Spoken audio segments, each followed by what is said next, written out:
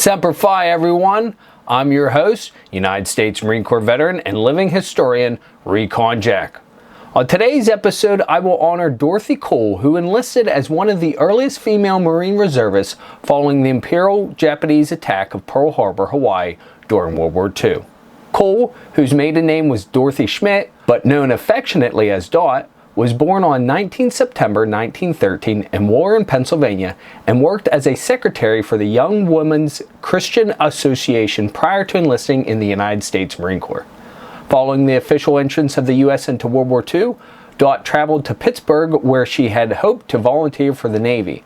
Unfortunately, at 4 foot 11 inches tall and with the nickname Half Pint, she did not meet the Navy requirements.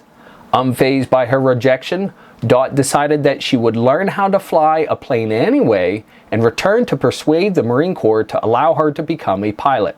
According to Dot, everyone was out doing something. Women helping the Red Cross or even in churches. They were knitting things.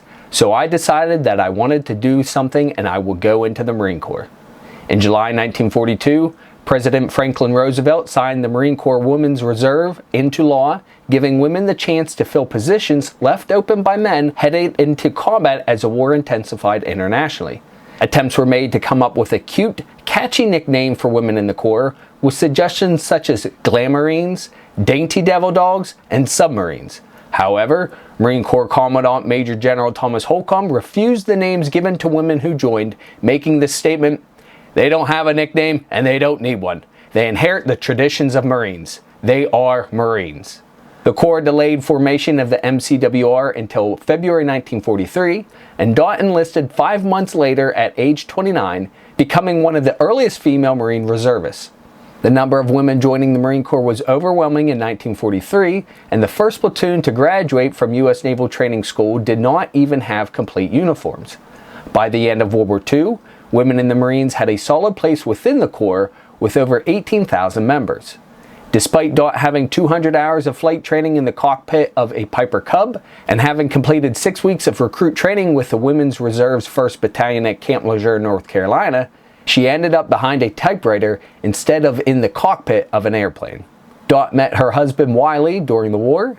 He was in the Navy, serving in the Pacific Theater near the Solomon Islands on the aircraft carrier USS Hornet until it was torpedoed by the Japanese and sunk in the Pacific on 27 October 1942. Dot eventually became a sergeant, and she was discharged from the Marine Corps in December 1945 following the war's end. She then relocated to San Francisco to be with her husband, and the couple found employment at the Ames Research Center in Silicon Valley, California. They worked as an aerial photographer and secretary and gave birth to their only child, Beth, in 1953. Wiley died of a heart attack 2 years later, and his wife never remarried.